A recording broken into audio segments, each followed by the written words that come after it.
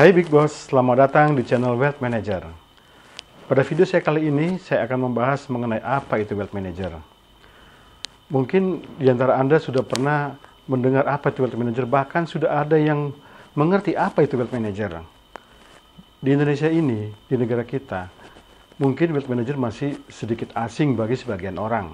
Namun di negara maju, seperti Singapura, di Inggris, Hong Kong, di Amerika, istilah Wealth Manager sudah tidak asing bagi mereka, terutama bagi para orang kaya di sana.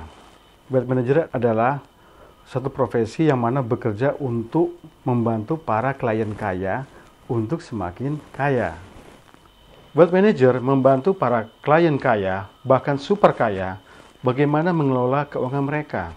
Bahkan Wealth Manager tidak hanya sampai membantu di bidang keuangan saja, bahkan sampai di sisi kehidupan mereka yang lainnya. Seperti misalnya, Wealth Manager bisa berganti topi untuk menangani klien mereka. Wealth Manager bisa datang sebagai penasihat keuangan mereka, bisa datang sebagai penasihat pajak mereka, juga bisa sebagai akuntan, sebagai penasihat hukum, dan lain sebagainya yang bisa membantu para orang kaya tersebut lebih nyaman dalam kehidupan mereka sehari-hari. Tujuan utama dari para Wealth Manager adalah membantu para klien dalam merencanakan keuangan mereka dan mengelola portofolio investasi mereka agar selalu bertumbuh dan menjadi besar. Untuk itu para Wealth Manager memerlukan kemampuan dan keahlian yang komprehensif, sehingga mereka tidak hanya datang sebagai ahli keuangan saja, tapi mereka bisa datang kepada klien sebagai akuntan, sebagai ahli pajak, sebagai perencana investasi mereka, atau bahkan lebih yang spesifik lagi yang dibutuhkan oleh klien, misalnya untuk mengambil satu keputusan yang sulit bagi klien. Wealth Manager dapat membantu hal-hal yang seperti itu. Oke Big Boss, selanjutnya saya akan membahas mengenai dari mana asal-muasal Wealth Manager tersebut. Pada abad 17 dan abad 18 di London, Inggris, para private banker mereka melayani para anggota kerajaan dalam menyimpan uang mereka di deposito.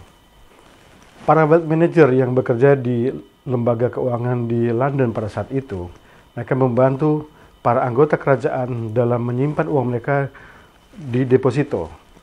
Juga menyediakan mata uang asing untuk mereka gunakan bertransaksi dalam perdagangan internasional. Dari aktivitas para private banker itulah perbankan mulai berevolusi menjadi berbagai jenis perbankan, misalnya corporate banking, ada investment banking, juga ada private banking. Oke Big Boss, Wealth Manager menggunakan konsep Wealth Management. Di dalam Wealth Management kita akan membahas pertama adalah bagaimana kita menciptakan suatu kekayaan, bagaimana kita bisa menciptakan pendapatan. Karena ini adalah prinsip awal.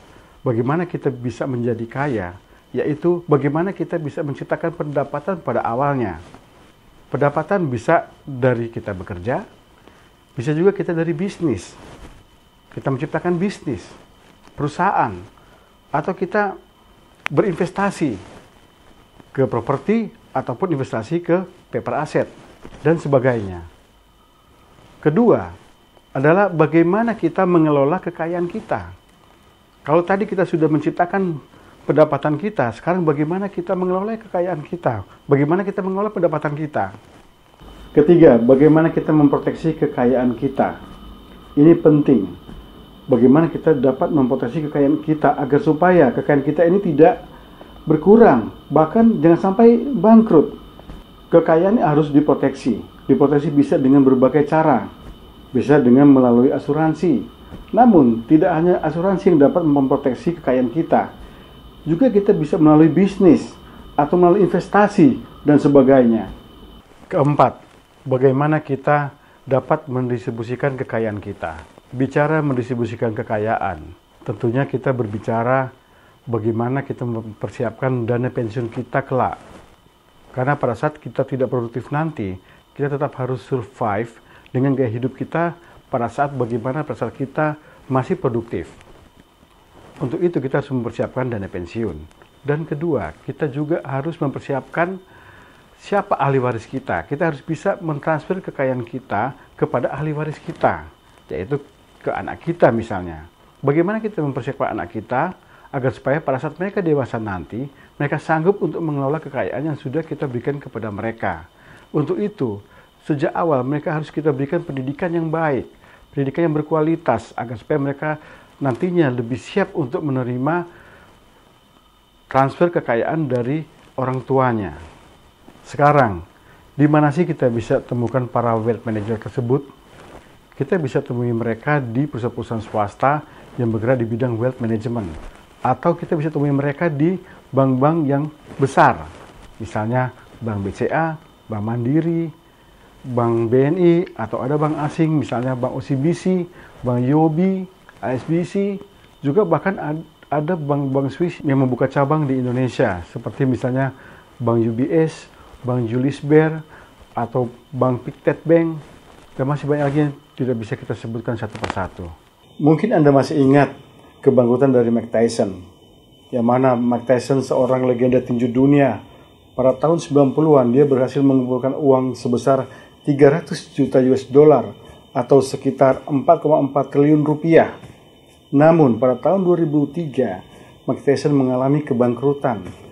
Dia mengalami kebangkrutan dengan menyisakan hutang sebesar 23 juta US dollar atau kurang lebih 326 miliar rupiah. Nah, inilah salah satu contoh bagaimana Mike Tyson, seorang yang kaya, memiliki uang yang banyak namun tidak menggunakan jasa wealth manager, sehingga dia tidak bisa mengelola kekayaannya sehingga mengalami suatu kebangkrutan. Adapun orang-orang hebat yang menggunakan jasa wealth manager seperti Ronaldo, Beckham, Taylor Swift, dan banyak yang lainnya. Nah, inilah contoh dari orang-orang hebat yang menggunakan jasa wealth manager dan tidak. Oke Big Boss, itu tadi seri singkat dari saya mengenai wealth management. Next video berikutnya saya akan bahas mengenai wealth management jauh lebih detail dan lebih panjang lagi. Sampai jumpa di video-video selanjutnya. Salam Big Boss.